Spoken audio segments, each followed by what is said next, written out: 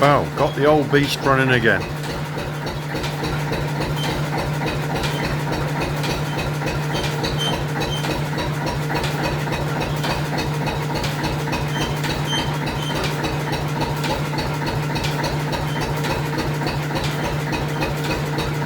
Running on a Lister CS6.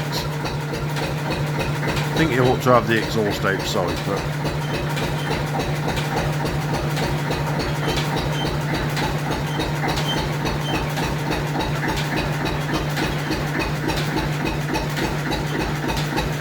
not many lathes you can put a 5 horse petter on the end. Well, nearly 2, side by side.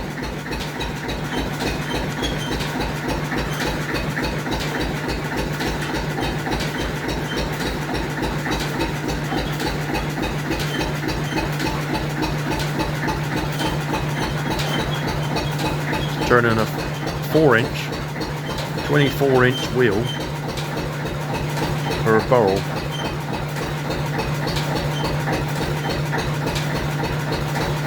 Trying to straighten the wobbles out. Thanks for watching.